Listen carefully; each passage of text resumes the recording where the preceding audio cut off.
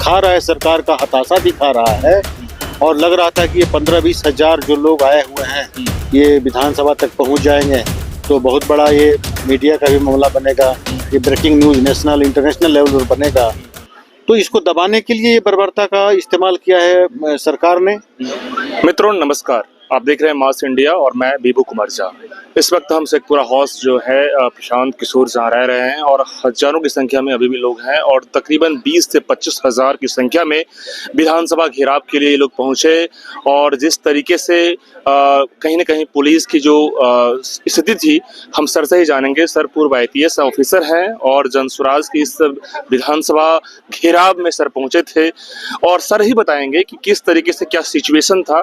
सबसे पहले सर स्वागत है हमारे चैनल में। बहुत धन्यवाद, आपके माध्यम से आपके दर्शकों को भी मैं प्रणाम करता हूँ। सर ये विधानसभा घेराव में आप लोग पहुंचे, बहुत सारे मुद्दे हैं ऐसे सरकार की, आप लोग कह रहे हैं कि नाकामियां है दिख रही है और उस नाकामियों को आप लोग रख रहे हैं सामने और उसमें जिस तरीके से वहां पे आप लोग कुछ करना चाह रहे थे विधानसभा में, क्या कुछ सीन था?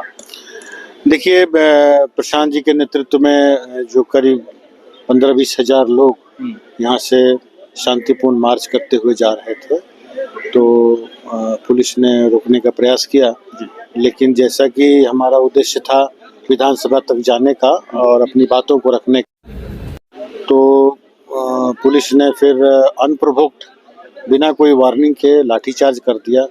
मैं प्रशांत जी के साथ ही था और भीड़ बहुत थी तो थोड़ा बहुत धक्का धुक्की भी हो रहा था तो मुझे लगा कहीं उनको चोट न लग जाए। थोड़े दिन पहले आरा में रैली में चोट लग गई थी, इसलिए मैं इर्द गिर्द ही था कि मैं एक्स आर्मी ऑफिसर भी हूँ, पुलिस में भी रहा हूँ, तो मुझे लगा कहीं ऐसी बात होगी तो थोड़ा सा एक प्रोटेक्शन के लिए भी मैं अपने स्किल का यूज करूँगा।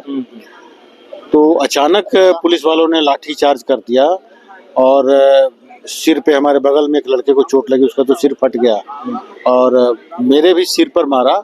तो आपको भी सर चोट लगी? मैं पहले से अनार्म्ड कम्बैट भी किया हूँ, बिना हथियार की लड़ाई उसको बोलते हैं, आर्मी में भी किए हैं, पुलिस में भी किए हैं। तो मैंने ऐसे सिर हाथ किया तो सिर पे न लग के यहाँ लगा, आप ध्यान से देख सकते हैं ये लाल लाल निशान दिख रहे हैं, ये जो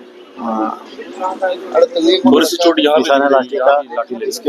इसके बाद 2 लाठी यहाँ लगा है और किसी तरह से मतलब सिर बच गया और उसके बाद दूसरे लड़का लहूलुहान हो गया तो मुझे लगा कि अब यहाँ देर तक रहेंगे तो मुझे भी सिर फट सकता है। तो सर बर्बरतापूर्वक लाठीचार्ज होने लगी। देखिए, मैं तो खुद ही पुलिस अधिकारी रहा हूँ और कभी भी इस तरह का शांतिपूर्ण मार्च होता है तो पहले 10 तरह की वार्निंग दी जाती है, 10 तरह का समझाया जाता है, वो सब भी नहीं हुआ। अचानक पुलिस ने लाठीचार्ज कर दिया, पहली बात। दूसरी बात, जो जब बल प्रयोग किया भी जाता है भीड़ को तितर बितर करने के लिए तो उसमें ये रहता है कि मिनिमम यूज ऑफ फोर्स होना चाहिए। मिनिमम यूज ऑफ फोर्स में अगर लाठीचार्ज करना भी है तो आप पैर के नीचे मारिए और ये करिए। सिर पर मारने का क्या मतलब है? इसका मतलब है कि आप ग्रीवियस इंजरी कर रहे हैं, आदमी मर भी सकता है। तो ये तो बर्बरता है ये। सर आप भी तो वरिष्ठ अधिकारी रहे हैं, पुलिस ऑफिसर रहे हैं, आपको भी पता है अच्छी तरीके से लॉ एंड ऑर्डर क्या चीज़ होता है, कैसे पुलिसिंग कैसे की जाती है। तो जो सिचुएशन यहाँ पे दिख रहा है बिहार में लॉ एंड ऑर्डर का, क्या लग रहा है? बिहार पुलिस जिन अपराधियों को पकड़ना चाहिए उसको पकड़ने में तो नाकामयाब है और जो शांतिपूर्ण रूप से मार्च कर रहे हैं अपनी मांग करने के लिए उन पर ये बर्बरता दिखा रही है। ऐसी तो उम्मीद नहीं थी कि बिहार पुलिस, मैं भी पुलिस विभाग में रहा हूँ। हिमाचल पुलिस देखिए, उसको पीपल फ्रेंडली माना जाता है, टूरिस्ट फ्रेंडली माना जाता है। कोई भी आदमी हिमाचल गया होगा वो अच्छा अनुभव लेके आया होगा। लेकिन आज मैं जो बिहार पुलिस का जो विभत्स रूप देखा, मुझे शर्म आ रही है कि इस तरह की पुलिस इस राज्य में है जो अपराधियों को तो खुला छूट है, अपराधियों को पकड़ने में नाकामयाब है और शांतिपूर्ण ढंग से जो लोग मार्च कर रहे हैं उस पर जानलेवा हमला हो रहा है। हम लोग भी सर कवरेज वहाँ कर रहे थे, पुलिस बार बार कह रही थी प्रोहिबिटेड एरिया है, प्रतिबंधित क्षेत्र है। तो प्रतिबंधित क्षेत्र यदि है तो इतने जनसैलाब तकरीबन 15-20 हजार लोग यदि हैं वहाँ पर, तो वहाँ यदि वो लोग उपद्रवी तो तक तो है नहीं जो आप इस तरीके से कर रहे हैं। पूरी तरह से शांति, किसी के पास कोई डंडा भी था क्या? सब लोग अनार्म्ड थे, किसी के पास कोई डंडा भी नहीं था, तो क्या कर लेता आदमी। विधानसभा में जाना था, उसके बाद प्रतिवेदन देना था, प्रशांत जी के नेतृत्व में शांतिपूर्ण ढंग से जाने दिया जाता। इस तरह से ये तो दिखा रहा है, सरकार का हताशा दिखा रहा है। और लग रहा था कि ये 15-20 हजार जो लोग आए हुए हैं ये विधानसभा तक पहुंच जाएंगे तो बहुत बड़ा ये मीडिया का भी मामला बनेगा, ये breaking news national international level पर बनेगा। तो इसको दबाने के लिए ये बर्बरता का इस्तेमाल किया है सरकार ने। तो आपने सर कहा कि आप आर्मी ऑफिसर भी रहे हैं, आपको अच्छी तरीके से पता है कि कैसे मतलब कि उस भीड़ में भी कैसे हैंडल करना है। तो प्रशांत खड़े थे, फिर भी लाठी चला रहे थे।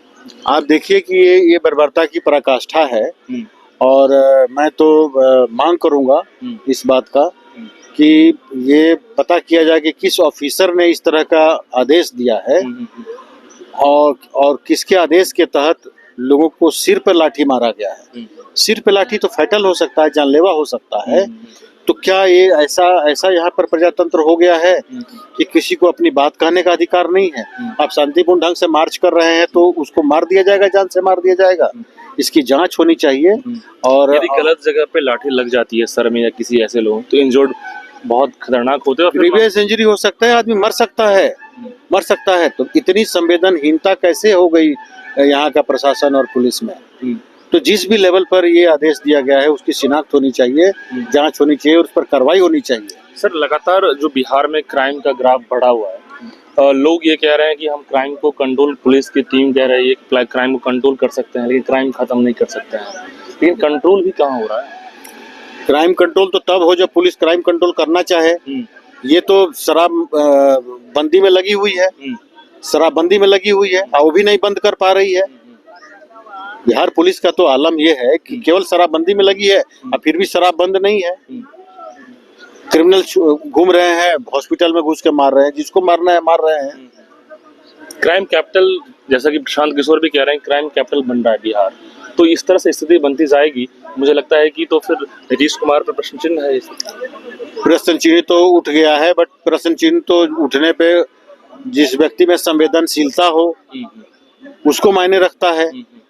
अब उनको किसी तरह से सोच रहे हैं कि 3-4 महीना हमने खींच लेना है, 3-4 महीना में तो विदाई तय है, इसलिए वो संवेदनहीनता दिखा रहे हैं।